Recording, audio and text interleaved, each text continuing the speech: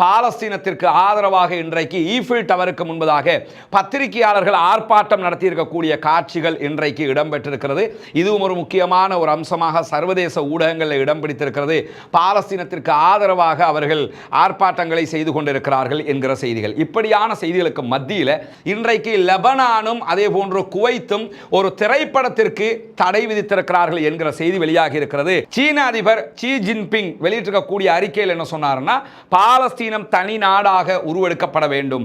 Israel எப்படி ஒரு நாடாக இருக்குதோ அப்படித்தான் பாலஸ்தீனமும், அதற்கான அனைத்து உதவிகளையும் செய்வதற்கு நாங்கள் தயாராக இருக்கிறோம் என்று சொன்ன அதே நேரத்தில் அன்வர் இப்ராஹிம் பேசும்போது என்ன சொன்னார்னா, காசா பாலஸ்தீன மக்களுக்கு சொந்தமான நிலம், பாலஸ்தீனத்தினுடைய பிரிக்க முடியாத ஒரு பகுதியாக காசா இருக்கிறது. எனவே காசாவை கைப்பற்றுவதை ஒருபோதும் நாங்கள் ஏற்றுக்கொள்ள மாட்டோம் என்கிற அறிக்கையை அவரும் எடுத்திருக்கக்கூடிய நேரத்தில் தான்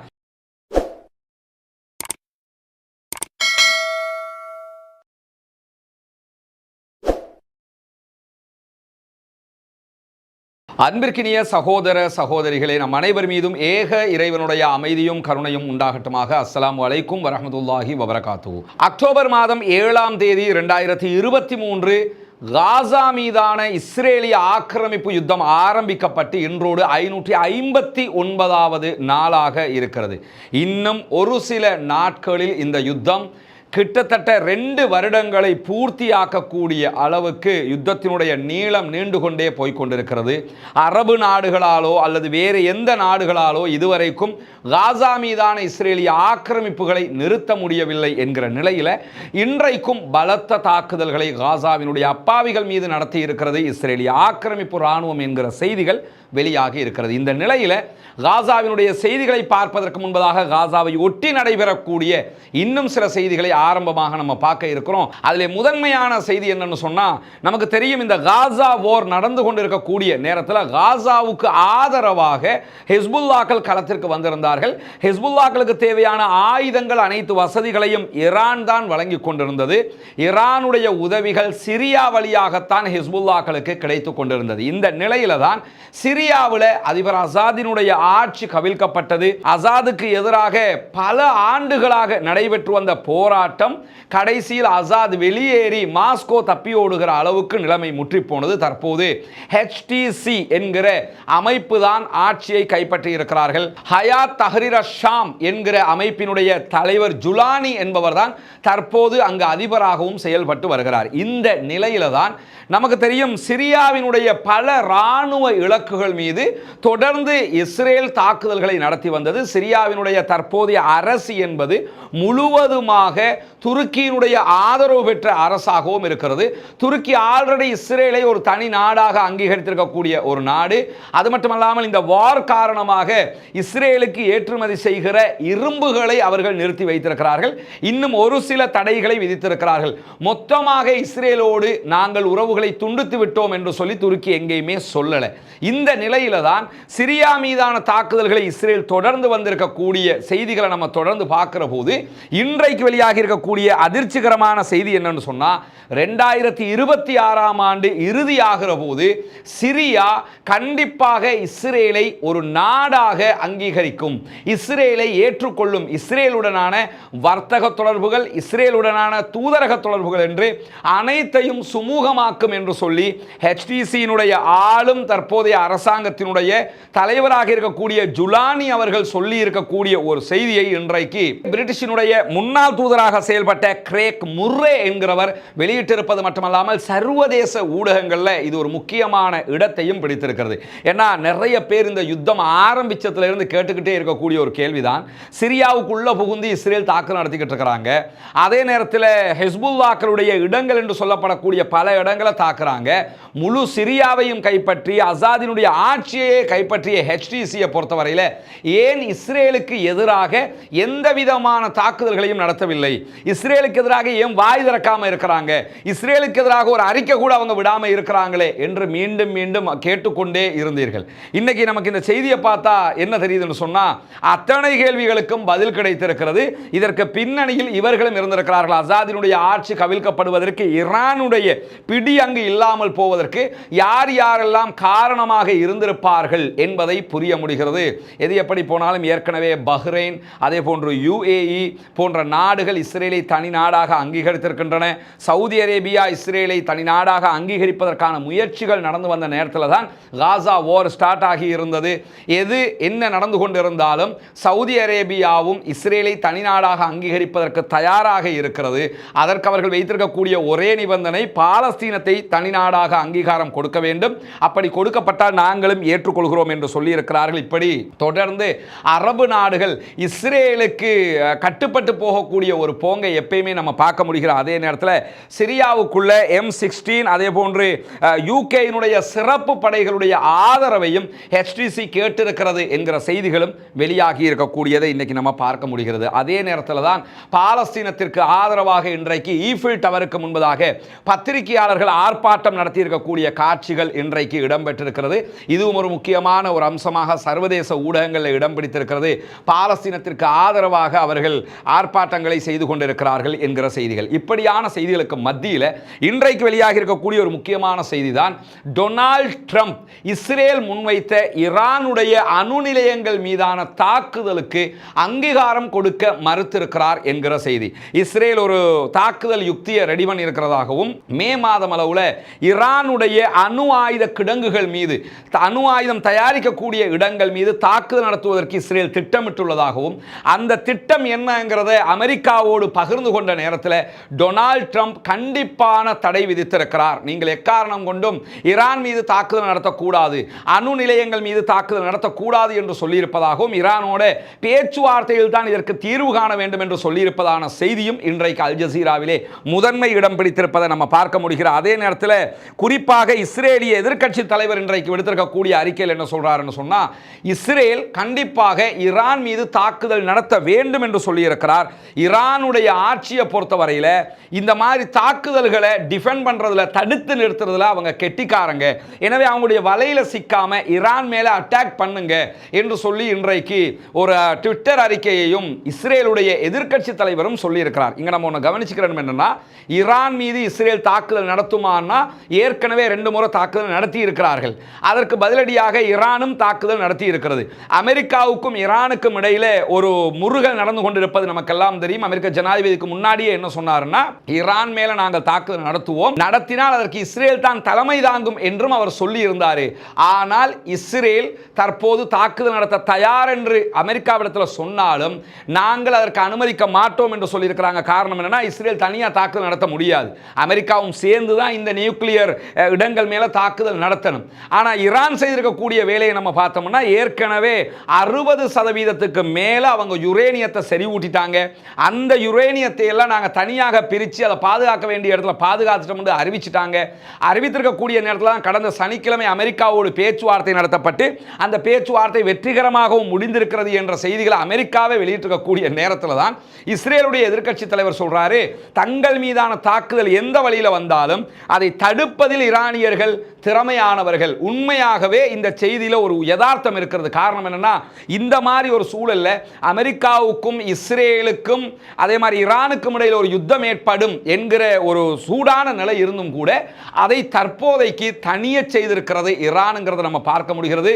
ஈரானுடைய அணு ஆயுத நிலையங்களை நேரடியாக பார்வையிடுமாறு அணுசக்தி தடுப்பு அமைப்புக்கு இன்றைக்கு ஈரான் அறிவித்திருக்கிறார்கள். நேர பாருங்கிறாங்க. காரணம் என்னன்னா, அங்க பார்த்து அவங்களுடைய எதையும் கண்டுபிடிக்க முடியாதுங்கிறது அவங்களுக்கு தெரியும். அவங்க எங்கெங்க அணு நிலையங்களை வச்சிருக்கிறாங்க, எந்தெந்த இடத்துல அதை உற்பத்தி பண்றாங்கிறது அவங்களுக்கு மட்டும்தான் தெரியும். எனவேதான் இப்படியான ஒரு திட்டமிட்ட செயல்பாட்டை அவர்கள் முன்னெடுத்துக் கொண்டிருக்கிறார்கள். ஏற்கனவே நமக்கு தெரியும், ஹூத்திகள் இஸ்ரேலுடைய ரகசிய இடத்தையே இனம் கண்டு தாக்குதல் நடத்தியிருந்தாங்க 4 நாட்களுக்கு முன்பதாக. அந்த அளவுக்குண்டான தொழில்நுட்பம் ஈரானிடத்தில் இருக்கிற காரணத்தினால தான் பாருங்கன்னு அழைச்சிருக்கிறாங்க. எனவே ஈரான் தற்போது பேச்சுவார்த்தைகளிலும் சாதித்துக் கொண்டிருக்கிறது என்பதை நாம புரிந்து கொள்ள முடிகிறது. அதே நேரம் இன்றைக்கு அமெரிக்க அதிபர் வெளியிட்டிருக்கக்கூடிய அறிக்கையில் ஈரானுடைய எண்ணெய்களை வாங்கக்கூடிய, ஈரானிடத்திலிருந்து பெட்ரோல் வாங்கக்கூடிய சீன நிறுவனங்களுக்கு தடை விதித்திருக்கிறார். அந்த சீன நிறுவனங்கள் அமெரிக்காவிலும் பிசினஸ் பண்றதுனால எங்க நாட்டில் நீங்க ஈரான் இருந்து ஆயில் எடுத்தீங்கன்னு சொன்னா எங்க நாட்டில் பிசினஸ் பண்ண முடியாது என்கிற ஒரு தடையும் விதித்திருக்கிறார் என்கிற செய்திகளும் மேலதிகமாக இன்றைக்கு வெளியாகி இருக்கக்கூடிய நேரத்தில் தான் இன்றைக்கு லெபனானும் அதே போன்று குவைத்தும் ஒரு திரைப்படத்திற்கு தடை விதித்திருக்கிறார்கள் என்கிற செய்தி வெளியாகி இருக்கிறது. இந்த திரைப்படம் டிஸ்னி வெளியிட்டிருக்கக்கூடிய ஒரு திரைப்படமாக இருக்கிறது. இஸ்ரேல் ராணுவத்தில் செயல்பட்ட ஒரு சோல்ஜராக செயல்பட்டு பின்னர் நடிகையாக மாறிய நடிகை நடிகை கால் கடோட் என்கிறவர் தான் இந்த திரைப்படத்தில் நடித்திருக்கிறார் என்கிற காரணத்தினால இந்த திரைப்படம் குவைத்திலும் லெபனானிலும் ஒளிபரப்பப்படுவதற்கான தடை விதிக்கப்படுகிறது என்று சொல்லி இன்றைக்கு இரு நாடுகளும் அறிவித்திருக்கிறார்கள். காசாவுக்கு ஆதரவாக இந்த நிலைப்பாட்டை நாங்கள் எடுத்திருக்கிறோம். ஏன்னா அந்த கால் கடோட் என்கிறவங்க இஸ்ரேலில் இந்த வாரை 100% அங்கீகரிக்கக்கூடிய ஒருத்தராக இருக்கிறாரு.